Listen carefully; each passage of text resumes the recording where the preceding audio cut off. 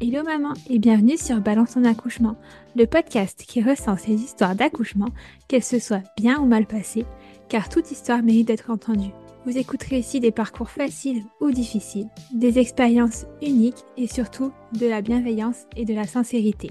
Alors que tu sois maman, maman, futur papa ou simplement intéressé par l'accouchement et par ce qu'il fait traverser aux femmes et aux hommes, tu es le bienvenu par ici. Moi, je suis Rebecca, maman de 2 enfants et complètement bouleversée par les accouchements et la maternité. Alors, sans plus attendre, voici le nouvel épisode du jour. Alors bonjour, merci à toi de me rejoindre pour ce nouvel épisode du podcast. Alors pour commencer, est-ce que tu pourrais te présenter s'il te plaît en me donnant ton prénom, en me disant combien d'enfants tu as et quel âge ils ont ou il a, et puis en ajoutant tout ce que tu aurais envie. Yes, bonjour à toutes et à tous. Moi, c'est Aurélie. Mon bébé a 9 mois. Donc, mon accouchement a été il n'y a pas si longtemps. Je suis formée en tant que doula, naturopathe et doula. Et du coup, c'était dans le cadre de cette formation de doula que j'ai commencé à construire mon projet AAD. Ok. Parce que j'étais pas du tout partie sur ça. Quand je pensais à faire des enfants, quand j'avais 20 ans, pour moi, je devais aller à la maternité prendre une péridurale. Donc, il aura vraiment fallu que je chemine pour voir mon projet d'accouchement très différemment. Ok, ouais, c'est assez marrant entre guillemets, parce que du coup, tu as commencé par te former au métier de doula et ensuite tu es tombée enceinte et tu as fait ce projet d'accouchement à domicile du coup. Oui, tout Ok, à fait. C'est c'est bien exactement parce que ça. c'est souvent l'inverse. On commence par être enceinte, on a eu un accouchement qui s'est plus ou moins bien passé et on devient doula. Ben voilà, ben, j'ai fait tout à l'envers. C'est très bien. Et du coup, question qui sort un tout petit peu du contexte, mais quand même, qu'est-ce qui t'a poussé à vouloir être doula du coup, vu que c'était pas ton expérience perso? Yes, en fait, j'ai fait une reconversion professionnelle. Moi, je viens du secteur médical. Je travaille en transfusion sanguine. Ok. Et j'ai fait une reconversion professionnelle pour être naturopathe. Et rapidement, j'ai accompagné beaucoup de projets bébés. Donc, je me suis spécialisée énormément dans l'accompagnement de la fertilité, de la périnatalité.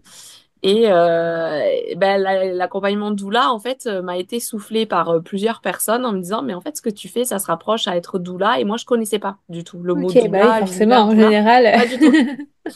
Et en fait, il se trouve que j'ai un couple d'amis qui a fait appel à une doula et cette doula, c'est Julie Toutain. Elle habitait Ok. dans ma région à l'époque et donc elle a été la doula de mes amis très proches. Et donc c'est eux en fait qui m'ont parlé de Julie. J'ai commencé à la suivre sur les réseaux sociaux et puis j'ai commencé à commander son livre parce que ce qu'elle faisait, ce qu'elle disait m'intéressait. Et puis on m'a donné ce nom de doula plusieurs fois et puis en fait ça s'est fait assez naturellement. La vie m'a pas mal guidée là-dedans. Et j'ai découvert du coup l'univers de Quantique Mama et j'ai fait l'école Quantique Doula. Voilà. Donc Ok. tout s'est mis en place pour que je puisse intégrer cette voie. Ok, ouais, génial. Écoute, super. Voilà, si on revient dans nos moutons, est-ce que tu te souviens est-ce que du coup l'accouchement, tu y pensais forcément, est-ce que ça a été directement pour toi une évidence quand tu es tombée enceinte au moment voilà, où c'était vraiment le moment d'y penser que ça serait à domicile ou est-ce que c'est venu petit à petit du coup? Non, en fait, quand j'ai fait ma formation de doula, j'apprenais tellement de choses et ça venait balayer tellement de croyances et de conditionnements que j'avais que j'en parlais énormément avec mon compagnon qui, lui, est déjà papa. Donc lui, il a une Ok. première expérience de la maternité, de la parentalité en maternité, en fait, l'accouchement en maternité. Et donc, au fur et à mesure de mes apprentissages, je lui expliquais tout ce que j'apprenais en lui disant, mais tu te rends compte, mais c'est incroyable, et le Ouais. corps, et machin, et la physio, et tout ce qu'on peut faire, et tout. Et vraiment, c'est venu, cette formation est venue réveiller vraiment cet empowerment féminin, ce, ce, ce, ce rapport que j'avais déjà au corps avec la naturopathie, mais ça a réveillé beaucoup de choses. Et en fait, c'est au fur et à mesure de cette formation que j'ai beaucoup discuté de ce projet d'accouchement à la maison, alors qu'on n'était pas du tout en projet bébé. Mais simplement, je lui disais, bah, si un jour on a un enfant, j'aimerais bien qu'on aille là-dedans. Donc lui, ayant une expérience différente, il y avait pas mal d'appréhension, il y avait pas mal de peur, il y Ouais. avait des questionnements. Et en fait, c'est vraiment fou parce que on était vraiment dans une démarche de préconception consciente, qui était quand même le thème de mon mémoire en naturopathie, de fait de vraiment être extrêmement conscient dans le fait de préparer l'arrivée d'un enfant, que ce soit dans l'accueil de l'âme de cet enfant, dans la préparation au niveau du corps, dans le projet de grossesse, de naissance, etc. Donc tout s'est fait en amont. Ce qui fait que quand on a fait notre projet bébé, qu'on a ouvert ce projet bébé, on savait déjà qu'on partait sur un AAD. Ok. C'était clair en fait. Donc Ouais. quand la grossesse est arrivée, c'était évident qu'on partait. J'avais déjà les sages-femmes et tout avant la grossesse parce que je les avais rencontrées dans le cadre de mon accompagne, enfin Et oui. de ma formation et je leur avais dit, je me suis liée avec une d'entre elles et je lui avais dit bon bah si je suis enceinte, je viens de te voir en fait. Et c'est ce qui s'est passé rapidement. Bah, du coup, je suis allée la voir en lui disant coucou, je suis enceinte. Ouais, pour le coup, c'était l'évidence que ça serait à domicile, quoi. Ouais, c'était évident que ce serait à domicile. Ok. Bon, et comment se passe ton début de grossesse? Alors, toi qui as vu beaucoup la théorie, la pratique, comment ça se passe? Eh ben, la pratique était très très compliquée. En fait, mon premier trimestre de grossesse, j'ai enchaîné deux deuils et une maladie qui touchait un bébé de ma famille in utero. D'accord. Donc en fait, c'était le bordel. Ouais. Émotionnellement, ça a été la catastrophe parce que bah, un premier trimestre de grossesse, on le sait, c'est plein de bouleversements, c'est plein d'émotions, c'est tout un cheminement hormonal. Et s'ajoute à ça ces deux deuils qui ont eu lieu un mois sur l'autre Ouais. et brutal à chaque fois. C'était des accidents ou enfin, quelque chose. Voilà, la personne est partie du jour au lendemain et ça a touché des personnes très très proches. Donc en fait, j'ai fait comme une espèce de dépression au bout de 3 mois parce que j'étais tellement submergée que je m'en sortais plus. Ouais. J'étais très impactée, je faisais plein de crises d'angoisse, j'étais très fatiguée. Mon deuxième mois de grossesse, j'avais des nausées tout le temps, je pouvais plus manger, je faisais de l'hypoglycémie à tout va. Bon, bref, en fait, que ce soit physiquement ou émotionnellement, j'ai été très, très perturbée. Et il se trouve que j'avais un accompagnement de doula pour faire de l'autonomie. Et c'est cette doula qui a mis le doigt sur le fait que bah, maintenant j'avais un bébé dans mon corps, même si je le conscientisais pas trop trop parce que c'était le Mm. début de ma grossesse et que c'était important de ne pas aller trop loin avant de m'arrêter. C'est-à-dire que Ok. moi, j'ai tendance à attendre que ça aille dans le corps et que je sois en incapacité physique de m'arrêter. Et en réalité, non, l'accompagnement émotionnel était tout aussi important, la santé émotionnelle était tout aussi importante. Donc, ce Ouais, premier trimestre de grossesse a été extrêmement challengeant bah, sur toutes ces sphères-là.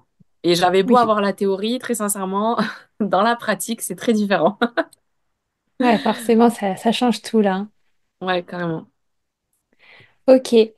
Donc, ouais, début compliqué. Est-ce que médicalement, au moins, tout va bien et tout va dans le sens d'un accouchement à domicile qui doit quand même cocher un certain nombre de cases? Yes, absolument. Tout allait bien. Tout allait bien sur le plan médical. C'était vraiment juste l'aspect psycho-émotionnel qui était Ouais. extrêmement challengeant. Mais tous les feux étaient ouverts. Euh, le bébé se portait bien et ça a été le cas tout au long de la grossesse. Donc, c'était très bien. Ok. Et du coup, est-ce qu'il y a un moment quand même dans la grossesse, peut-être pas ces premiers trimestres, où tu te dis plus, ok, bon, maintenant, je passe en mode future maman et il faut que je pense à lui, à moi. Ouais, oui, oui, le deuxième trimestre a été plus cool parce que j'ai mis en place pas mal d'accompagnement justement pour réguler le premier Ouais, trimestre qui avait été intense. Et comme j'ai été arrêtée relativement tôt dans ma grossesse, j'ai pu m'autoriser en fait à connecter vraiment en mode slow life et ça c'était vraiment le bonheur bah, justement pour récupérer de toute cette intensité et puis être vraiment à l'instant présent. Mais c'est vrai que j'ai eu beaucoup de mal à me projeter. Il a fallu attendre un moment avant que j'arrive à me projeter avec ce bébé. J'avais des peurs qui revenaient, c'était assez fou, hein. Pourtant, j'avais quand même plutôt fait pas mal de travail sur moi avant, mais bon voilà, la grossesse, elle vient réveiller d'autres choses auxquelles on s'attend pas. ouais, Et c'est vraiment au milieu du deuxième trimestre, puis c'était quand même plus visible, bébé bougeait, donc c'était plus ça aide. concret. Ça aide beaucoup. Et là, ouais, c'était vraiment la projection. Mais j'avais quand même des appréhensions. Et ça, c'est assez fou parce qu'on a beau avoir beaucoup de théories. En fait, Ouais, ça vient nous chercher sur des choses auxquelles on s'attend pas forcément.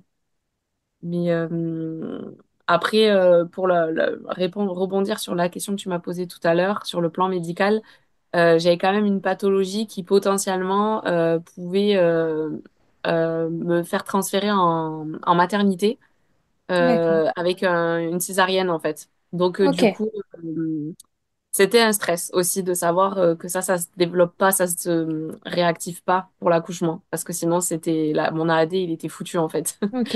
Un Et peu ça, le point tu l'aurais su avant ou c'est vraiment le dernier moment que tu aurais pu le savoir? dernier moment. Ok. Ouais, donc tu as cette petite lueur qui planait quand même à te dire, bon, peut-être que je fais tout ça pour pas grand-chose, quoi. Ouais, mais bon, en fait, ce qui m'aura vraiment marqué tout au long de cet accouchement et même après, c'est j'avais tellement pas d'autre option dans ma tête, c'était tellement impensable pour moi d'aller en maternité, c'était pas une option. Mm. C'est-à-dire que si la vie de mon enfant était en jeu ou la mienne, évidemment, j'y serais allée. Mais dans le cas où tout allait bien, euh, c'était évident que j'allais faire cet accompagnement chez moi. Et j'allais pas aller en maternité, en fait. Ouais. Et je m'étais pas laissé de choix parce que pour moi, j'étais plus sécure chez moi qu'à l'extérieur. Et ça, c'est vraiment quelque chose qui m'aura beaucoup drivé tout au long. Ok. Ok, d'accord. Du coup, tu as qu'à la formation doula, ça change un petit peu de ta mission d'habitude, mais est-ce que tu avais fait des préparations en plus pour toi de ton côté avec des personnes ou est-ce que ta formation te suffisait, pardon? Non, j'ai pris aussi la formation, les préparations quantiques de Karine, du Ok. coup, qui était ma formatrice en tant que doula. J'avais pris ces préparations-là que j'ai faites avec mon compagnon parce que moi, j'avais beau avoir l'information, je voulais que mon compagnon les ait Ok. aussi. Donc, en fait, c'était assez chouette d'ailleurs parce que il était relativement disponible pour la grossesse et l'accouchement et même le postpartum.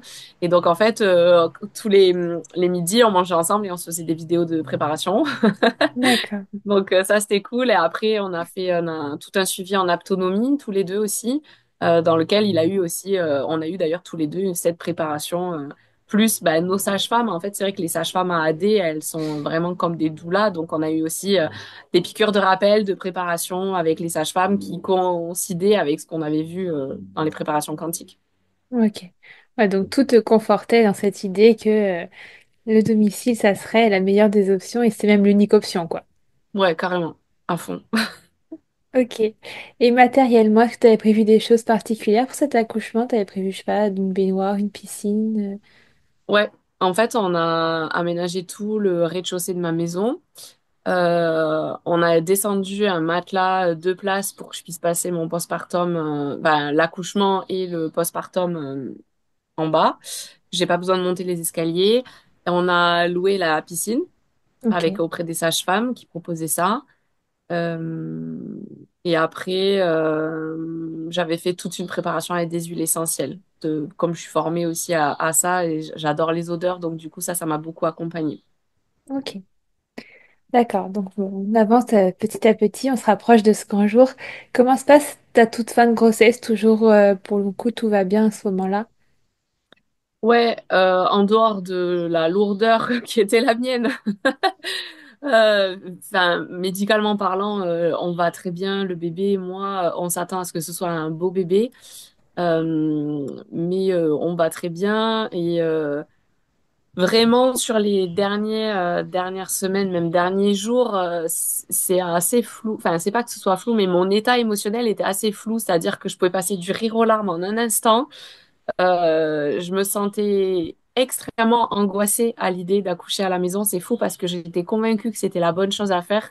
Pour autant, il y avait une partie de moi qui était complètement en PLS à l'idée de ne pas être capable de gérer l'intensité sans avoir de moyens médicaux pour atténuer Ok. l'intensité.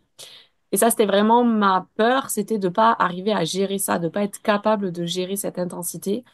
Euh, Après, à n'importe quel moment, j'aurais pu demander un transfert. Je le savais, ça avait été Oui. dit, redit par les sages-femmes, il n'y avait pas de problème. Euh, et il y a vraiment ces deux parties de moi de je suis convaincue que c'est super et que c'est ça qu'il faut faire. Et en même temps, mon Dieu, qu'est-ce que je fais? Est-ce que je vais être capable de le faire? Donc ça m'a... Et c'était fou parce que mon compagnon était tellement plus confiant que moi. Il était tellement préparé que du coup, lui, il était super sûr que tout allait très bien se passer. Il savait quoi faire, comment gérer. Il était hyper Ouais. serein. Bon, tant mieux. Moyen info, hein.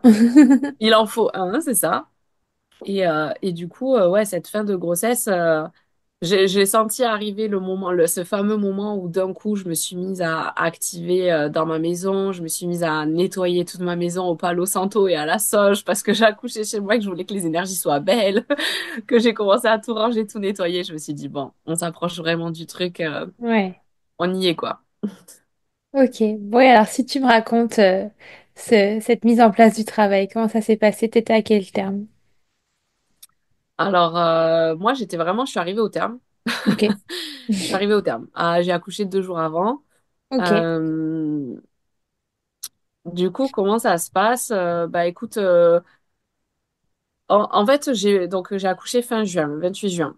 Euh, Début juin, je voulais partir à la mer. C'était une obsession pour moi. Je voulais à tout prix voir la mer avant d'accoucher. C'était nécessaire. Je sentais que j'avais besoin d'aller me purifier dans la mer avant de donner naissance à mon bébé. Donc, on est parti quelques jours à la mer tous les deux. J'ai fait ce que j'avais envie de faire et puis je m'étais fixé des deadlines, c'est-à-dire que je m'étais dit à mi-juin, je sors plus de chez moi, je fais plus de gros trucs, de Ouais. grosses sorties, etc. Je fais en sorte de tout faire avant. J'avais dit avant mi-juin, il faut que le matelas soit installé, il faut que si parce que potentiellement ça peut arriver plus tôt. Et donc je voulais que tout mon espace soit prêt. Et en fait, j'ai eu beaucoup, beaucoup de contractions tout le mois de juin. J'avais vraiment énormément de travail, de pré-travail. Je me souviens, c'était peut-être une semaine avant d'accoucher ou 15 jours, j'ai vraiment eu des grosses périodes de contractions et j'étais comme, non, je veux pas coucher maintenant, je suis pas prête, pas maintenant, pas maintenant. Pas maintenant. Et en fait, je pleurais dans mon lit en disant, je veux pas coucher, je veux pas coucher. Et du coup, je me rappelle de mon compagnon qui me disait, à un moment donné, il faudra quand même accoucher, tu le sais. Non, non, mais je veux pas accoucher, je veux pas accoucher. Et en fait, j'avais vraiment peur. Et c'était assez marrant parce que ce moment-là, je me suis dit, OK, je suis pas prête. Il faut que je calme mon système nerveux. Je suis en panique, ça va pas du tout.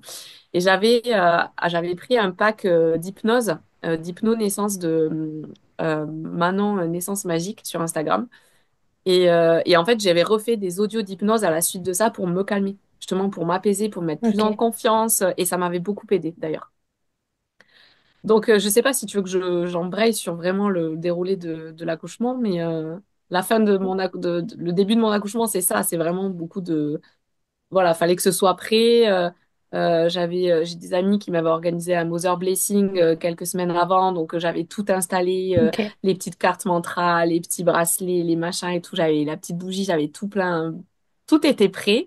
Et après, effectivement, le jour J, on a fini d'installer, on a mis la piscine, voilà. Ok. Ouais, alors, du coup, je pense qu'on embraye alors sur ce début de travail. Bah alors du coup, mon travail, donc c'était un mercredi. Alors ça s'est passé en 2 étapes, mais un mercredi, donc le 26 juin. J'ai eu beaucoup, beaucoup de contractions. J'étais dans cet état d'entre-deux tout le temps où j'étais à moitié là, à moitié pas là, consciente et pas consciente, en joie et en pleurs. Enfin bref. Et je me sentais vraiment bizarre. Et j'arrêtais pas de dire, ça arrive, ça arrive. Je sens que ça arrive, je vais accoucher, je sens que ça Ouais. arrive. Et donc, je contracte vraiment toute la journée. Et donc, on s'organise au niveau de notre famille pour gérer l'enfant de mon compagnon parce qu'il n'était pas envisageable pour moi qu'elle soit là. Et donc, du coup, on gère cette partie-là. Et puis, en fait, on se dit, ça va se lancer. Donc, ce jour-là, on commence à monter la piscine d'accouchement. Mon compagnon, le soir, Ok. il prépare tout ça. On avait tout installé. Et on se dit, bon, bah, ça commence à être un peu concret quand même, cette histoire. Et en fait, la nuit se passe et bah, plus de contraction. Ça s'arrête et en fait, on dort, bah, on fait notre nuit complète et ça se Ok. passe très bien comme ça. Et le jeudi matin à 7 heures, les contractions reprennent. Et là, je sens que les contractions sont différentes. Dans la sensation, c'était pas tout à fait pareil. Puis ça va, je gère, je sens que c'est là, que ça travaille, mais ça se passe bien. Et à 11 heures du matin, je perce la poche des os. Enfin, je la perce pas complètement, mais je la fissure.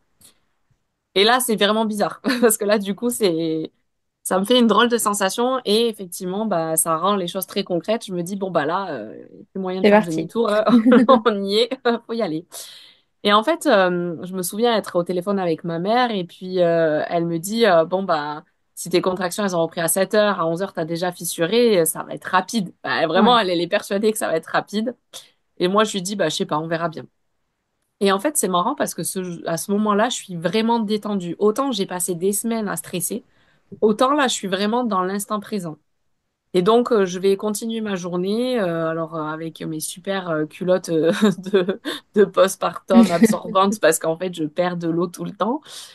Et puis, je fais un peu la maline, hein, on danse, on s'était dit, j'avais dit à mon compagnon, j'adore danser, donc j'allais dire, ah, j'ai envie de danser, mettre du Ouais. mouvement, tout ça, essayer d'appliquer un peu la théorie. Et puis, la journée se passe, j'ai des envies alimentaires hyper cheloues, mais bon, je les honore, je regarde des séries, je dors, etc. Et puis, bon, le travail se fait, mais ça prend vraiment son temps. Et ça commence à s'intensifier, je dirais, plus vers 22, 23 heures, où là, je Ouais. parle plus. Ouais, là, ça Là, commence à être compliqué. ça commence là, il y a plus de discussion, il y a plus de rigolade, il y a plus de danse, il y a plus rien. Je commence à partir. Et donc, je gère mes contractions. Et en fait, quelque chose que j'avais pas anticipé, que personne n'avait anticipé, c'est que j'ai eu beaucoup d'aigreur d'estomac, pendant ma grossesse et surtout à la fin. Et en fait, à chaque contraction, je vomis. J'ai envie de vomir. Ok. Donc, j'ai envie de vomir et je vais vomir 3 ou 4 fois.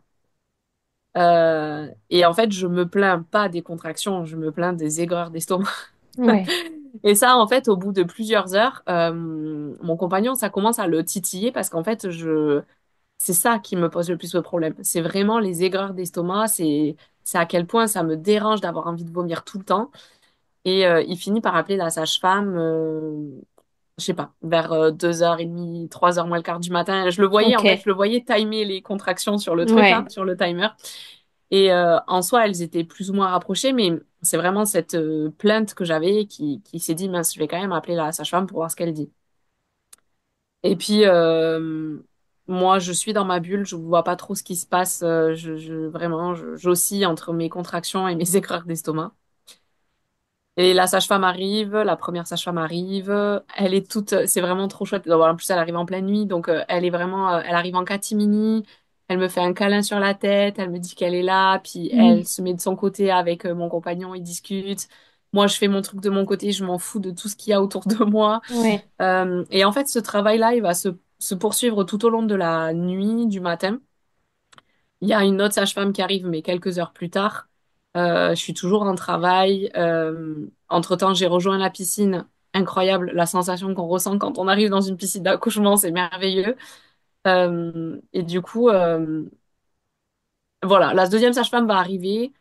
Et en fait, ce travail va se faire, mais ça prend son temps. Vraiment, ça prend grave son temps. Moi, j'ai aucune notion du temps. C'est juste qu'à un moment donné, je commence à me dire, c'est vraiment long.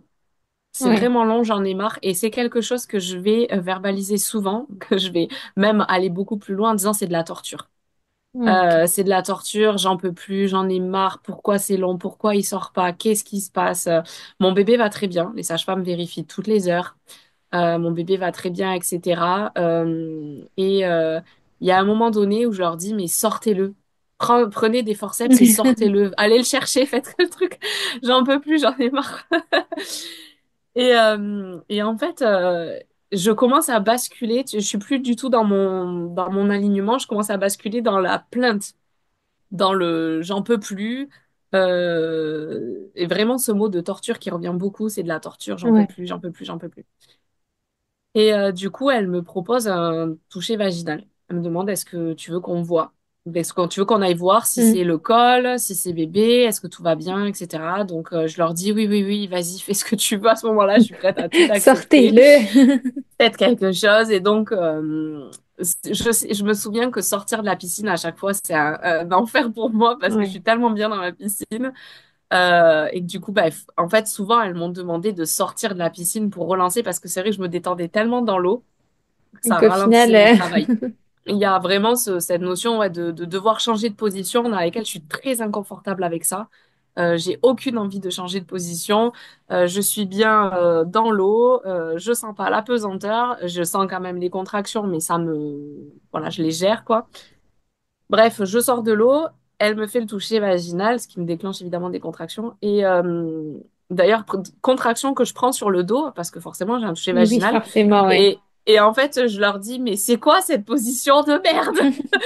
Alors qu'elles m'ont quand même accompagnée physiologiquement avec le ballon pour que ce soit le plus doux possible, etc. Et je dis, mais pourquoi on fait accoucher les femmes sur le dos? Mais ça n'a Mais quelle aucun sens. idée! Mais c'est vraiment trop con. Mais jamais de la vie, je recommence ça. Et, euh, et le toucher montre que tout va bien, en fait. Le col est très ouvert, il est complet, la tête du bébé, on la sent, Ok, tout est en train de se mettre, c'est juste que ça prend son temps. Et dans cet accouchement, je vais vivre énormément de ce que j'appelle de libération somatique, c'est-à-dire que je vais avoir plusieurs phases de tremblement intense de la tête aux pieds, incontrôlable. La première va me faire peur, parce que je me demande ce qui se passe en fait. Je tremble de la tête aux oui, pieds, je fais que ça. Et en fait, je suis quand même formée sur ça. Et du coup, j'ai une petite voix dans ma tête qui me dit, oh, je fais une libération somatique. Je suis en train de libérer des traumas, des trucs, des mémoires, des choses qui se libèrent en fait. Laisse faire. ok, Donc, je libère ça. Et effectivement, les suivantes me feront moins peur, je les accueillerai plus facilement. Euh, donc ça, il s'est passé beaucoup de choses là-dessus. Il s'est passé beaucoup de choses sur... j'avais des informations, je canalisais énormément d'informations sur le fait de... sur mes lignées, en fait, sur les lignées qui avaient eu des difficultés avec leurs enfantements, sur le fait que je suis la première femme de mes lignées à avoir un garçon en premier. ok. Chose que ça a toujours été voulu pour les autres femmes de ma famille, c'est pas ce qui s'est produit. Et du coup, je sens qu'il y a des blocages et des libérations à faire autour de ça. Et donc, bizarrement, je vis mes trucs tout en faisant de l'espèce de libération transgénérationnelle en même temps. Et je pense que c'est aussi pour ça que ça a été quand même bien long. Oui, Et il y avait des choses à travailler avant qu'il arrive, quoi. il y avait pas mal de trucs qui se passaient, effectivement. Et le débrief avec ma sage-femme, elle a eu exactement le même ressenti le Ouais, lendemain en me disant il y avait beaucoup de libération de transgénérationnelle dans ton accouchement. J'ai dit, d'accord. ok, Et en fait, du coup, bah, ok, tout le monde va bien, bébé va bien, moi je vais bien, sauf que j'en ai marre. J'en ai marre, donc bah, je vais prendre une douche, je vais marcher, je vais aux toilettes, machin, machin, mais j'en ai vraiment marre, ça me gave. Je pense une fraction de seconde à la maternité. ok. Euh, et puis en fait, au moment où j'y pense, je suis dans ma piscine et je me vois être en train de, comment dire, de sortir de devoir m'habiller, enfin me sécher, m'habiller, prendre la voiture, aller voir des inconnus, et je me dis non, c'est pas une option. Stop, Pas possible. t'y as pensé, mais c'est parti. Alors, j'ai mon chat qui fait je sais pas quoi. Et j'ai vraiment ce truc-là où je me dis bon bah non, la maternité c'est pas une option. Et en fait, ça va pas jamais revenir. Ok. Je me souviens ressentir beaucoup de colère parce que je m'étais énormément renseignée sur les accouchements à domicile. Et Mhm. j'avais vu beaucoup de vidéos de femmes qui accouchent dans leur toute puissance, dans leur baignoire, dans leur piscine, dans leur Ouais. maison, et qui font ça avec calme et sérénité. Et moi, je hurlais en fait. Et je me disais, mais c'est quoi ce délire? Moi, Comment c'est possible? ben, comment c'est possible? Comment est-ce qu'on fait pour s'ouvrir comme ça, s'accueillir pleinement dans l'intensité, pour et en fait, j'ai ressenti un vent de révolte vraiment parce que moi, j'y arrivais pas en fait. Ouais, Je c'est ça. n'arrivais pas à être aussi calme et détendu que ces vidéos qui se passent sur Instagram. Et du coup, ça me gavait parce que je disais, mais c'est pas représentatif du tout de la réalité. C'est pas du tout représentatif de ce qu'est un accouchement à la maison. Il y a des femmes qui vivent peut-être ça de cette façon-là, mais je suis pas certaine que toutes les femmes vivent l'accouchement à la maison Oui, comme c'est c'est ça. capturé sur 1 minute 30 de réel sur Instagram. Et en fait, ça m'a profondément mise en colère. Euh, Vraiment, j'ai vraiment senti ce truc-là. Et au final, bon, je passe vraiment le... Parce qu'au moment où les sages-femmes me font ce toucher vaginal, en fait, j'ai une église à côté de chez moi et j'entends sonner 4 fois. Et là, je calcule et je fais 4 heures. Attends, mais on est le lendemain, 4 heures de l'après-midi. Ok. Tu reprends pied là. Et là, je prends une claque et je fais, mais attends, mon travail, il a commencé hier à 7 heures du matin. On est vendredi, 4 heures de l'après-midi. Et je suis en boucle.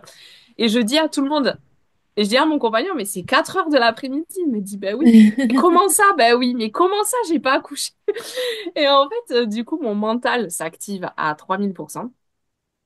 Et ça rend la suite du travail interminable. Et vraiment, Ok. je vis ça très, très mal. Mais Et puis vraiment, t'es plus dans je ta vis bulle là. Tu sais quelle heure il est, tu sais que ça fait trop longtemps que ça dure. tellement, tellement. C'est affreux. Et je suis vraiment pas quelqu'un de patient dans la vie en plus.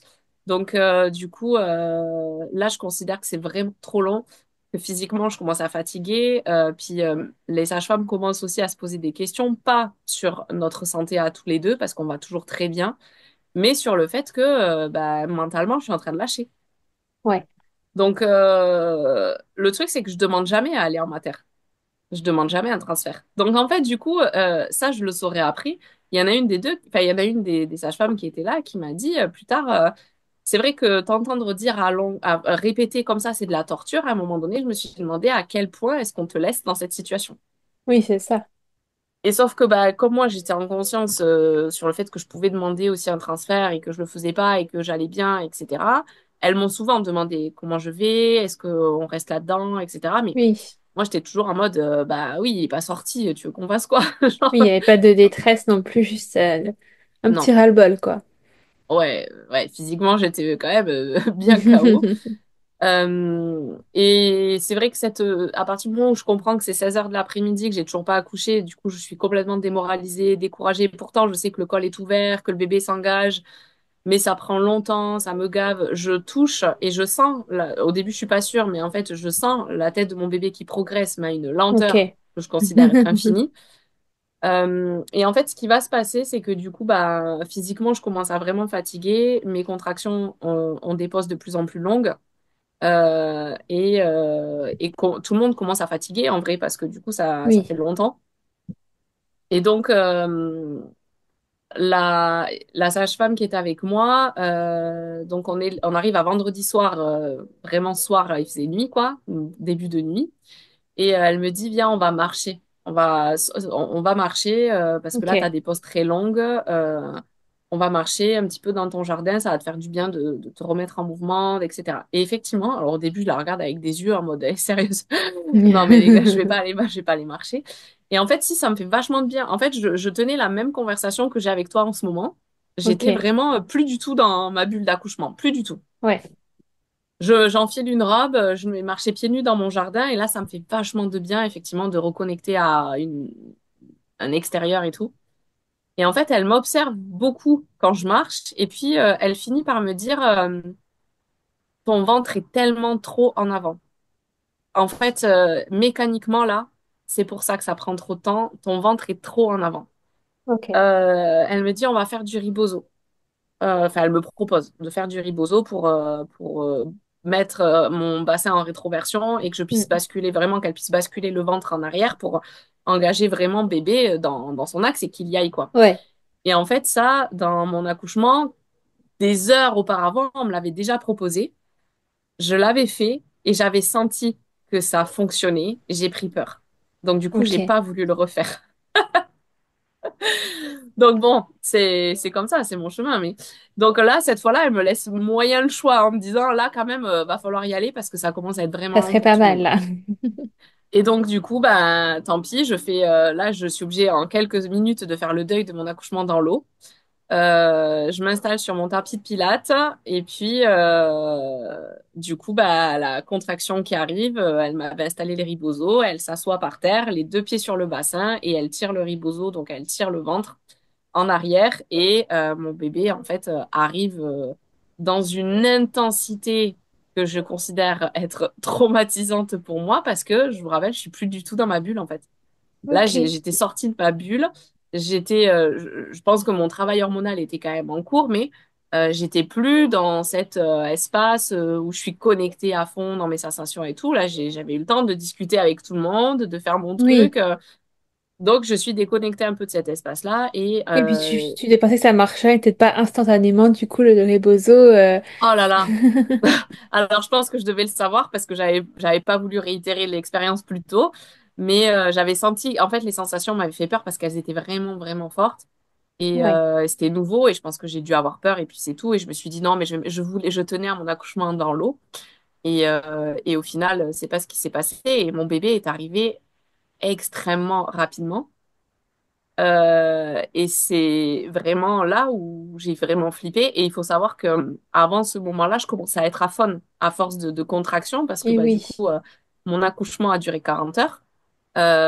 Donc avant ce moment-là, j'étais quasi aphone. Et d'ailleurs, ça me perturbait. Je disais, mais ça fait tellement longtemps que ça dure, je commence à plus avoir de voix en fait. Et à un moment donné, c'est pas normal. Faut faire quelque chose. Oh, waouh.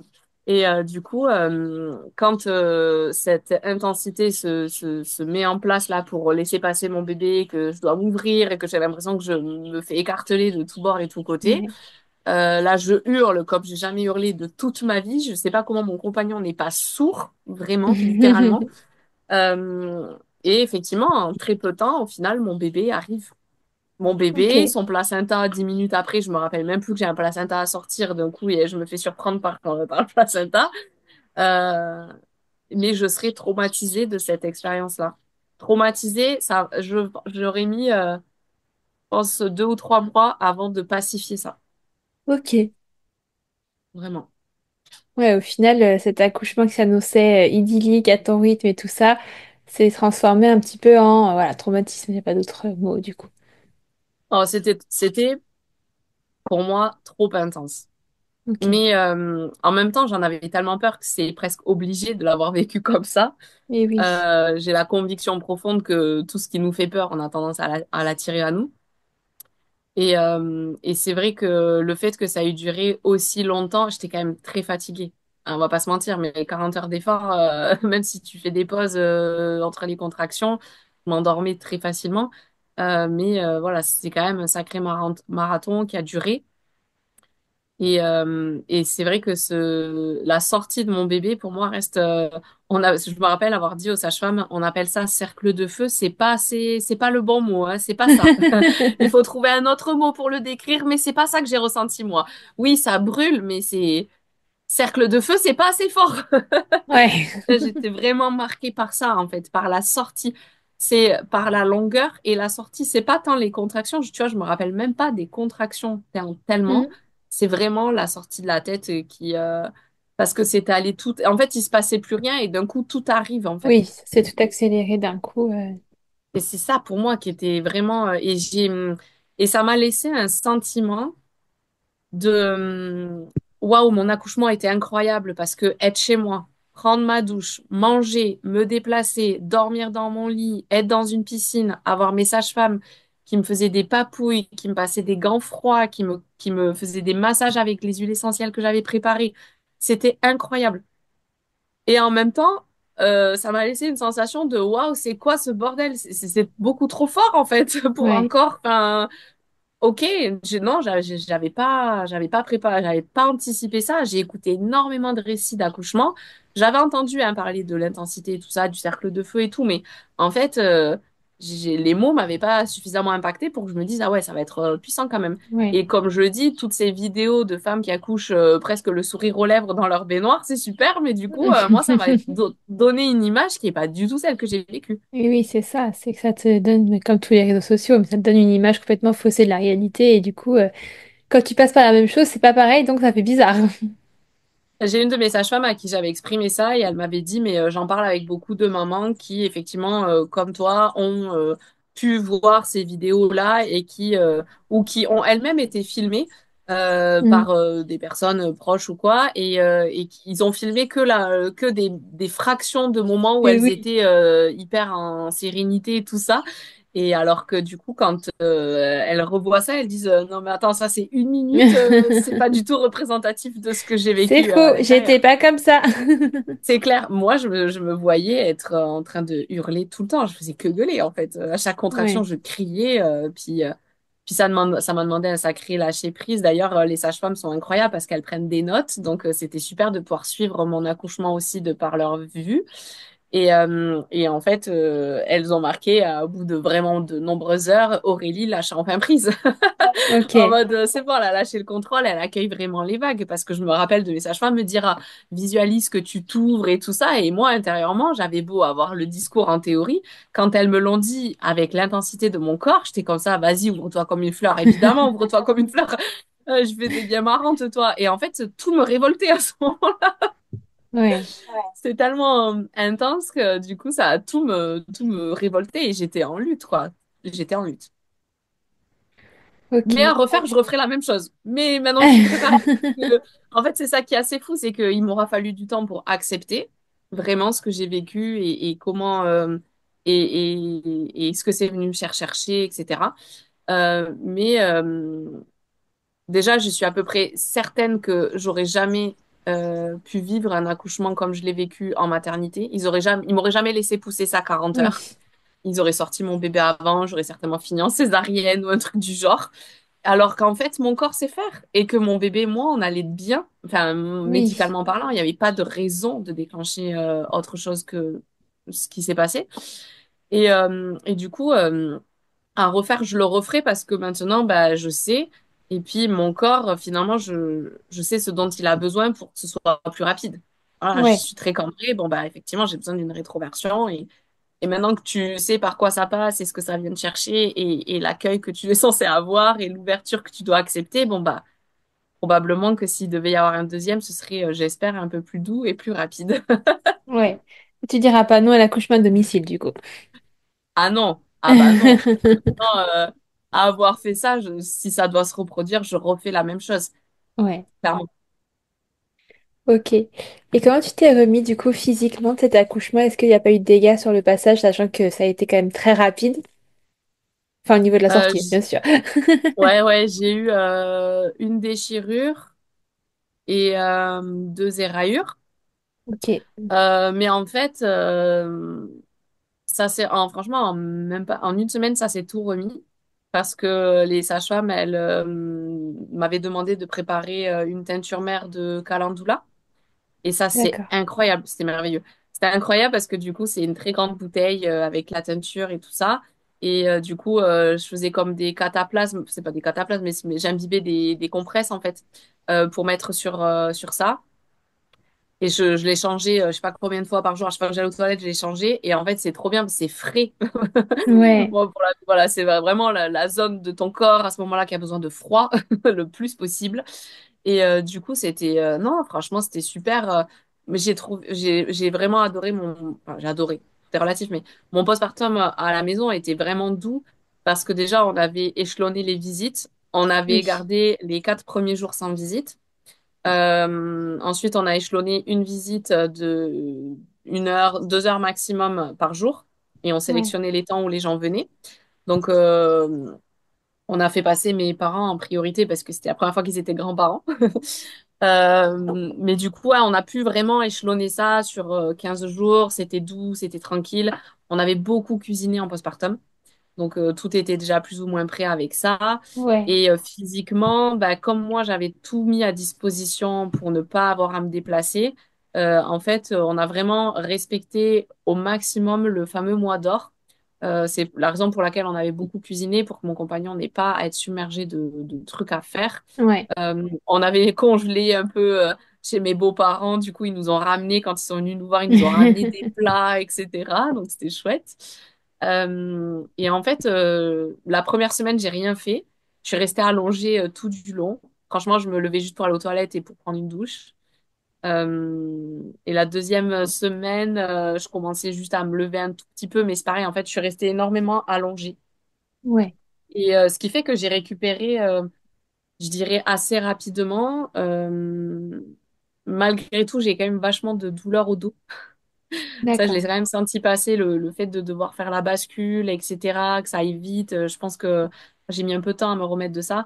Après, ce qui est venu me challenger, c'est juste que mon bébé a eu des difficultés au niveau d'un point de vue santé. Et donc, en fait, j'ai pas trop eu le temps de récupérer à fond de cet accouchement. Mais d'un point de vue purement en lien avec l'accouchement, j'ai récupéré très vite. J'ai pas eu de points ou quoi. En fait, tout s'est remis Ok, très bien, naturellement en place. Le corps est très bien fait. ouais. Enfin, c'est Ok, plus vous naturel. êtes remis du coup tous les deux rapidement, même lui avec ses petits soucis, du coup, ça a été. Ouais, ouais, lui aussi. En fait, à l'accouchement, il a nécessité d'avoir un petit peu d'oxygène. D'accord. Les sages-femmes avaient un kit, elles ont toujours un truc spécial, donc ça c'est top. Et en fait, il était plein de mucosité. Et le fait qu'il soit plein de Ok, mucosité, bah, du coup, c'était un peu gênant pour lui, pour ses respirations. Mais en fait, au final, ça s'est très bien remis. Les tétés ont permis qu'il ait finisse d'éliminer tout ce qu'il y avait à éliminer. Et voilà, aujourd'hui, c'est un bébé qui va très très bien, mais voilà, il avait un frein de langue court, ce qui a mis un peu à mal l'allaitement et tout ça. d'accord. Mais après, pour l'accouchement en soi, c'est un beau bébé de 3,8 kg. Ah oui, Donc, il était quand même un gros bébé à sortir. Il allait très super. bien. Voilà. Écoute, merci beaucoup de ton partage et voilà, de nous prouver que voilà, parfois un projet, bah, c'est pas tout à fait comme on l'imagine en vrai quand il se réalise, mais que pour autant, voilà, t'es pas complètement contre et t'as pas changé de voie pour autant, donc c'est très bien. Pas du tout. À refaire, je referai pareil et avec les mêmes sages-femmes. Ouais, ok, et avec une doula. Et avec une doula, je l'avais pas pour l'accouchement, mais Oui, pour la grossesse, ça m'a vraiment bien aidé, ouais, pour ces ouais, moments de vie un peu compliqués. Mais je pense qu'à refaire, je prendrais peut-être une doula postpartum. ok, ouais, Ouais. qui t'accompagne, même si t'avais tout prévu, du coup, Bah ouais, parce que du coup, si j'avais un autre enfant là, ça voudrait dire que j'ai déjà le mien. Donc, tu vois, hmm, pour la logistique plutôt familiale. Et je ouais, pense pour discuter, en fait, tu vois, cette hmm, notion d'accouchement qui m'a quand même beaucoup tourné un petit peu en rond. J'en ai beaucoup parlé avec mes sages-femmes. Mais je sais que j'avais hésité à recontacter ma doula autonomie de la grossesse pour déposer en fait cet ouais, accouchement et à quel point je m'attendais pas à ça et à quel point c'est venu me bouleverser cette intensité et ce que ça m'a fait ressentir et tout ça. Et donc je pense que je prendrais une doula postpartum et quelqu'un qui ferait des photos pour l'accouchement. J'avais ok, pas osé pour la première fois, j'avais peur un peu par rapport à l'exposition, l'intimité et tout. En fait, clairement, on s'en fout, on n'y pense pas. On se ouais, montre tel qu'on est et c'est très bien. Et pour avoir des souvenirs de ce moment quand même, j'ai quelques photos, enfin, j'ai une ou deux photos, mais pour être, voilà, vraiment se capturer ces moments-là, je pense que c'est précieux aussi, tu vois. ouais, c'est sûr. Les optimisations pour prochain projet. Bon, en tout cas, merci beaucoup à toi de ce partage, plein de petits conseils disséminés un peu partout, c'est super intéressant. Merci beaucoup. Avec grand plaisir. Merci beaucoup d'avoir écouté cet épisode jusqu'au bout. S'il t'a plu ou si le podcast de manière générale te plaît, n'hésite pas à me laisser une petite note sur ton application d'écoute préférée. 5 étoiles, ce serait l'idéal. Et pour découvrir d'autres histoires aussi passionnantes qu'intéressantes, rendez-vous mercredi prochain. À très vite!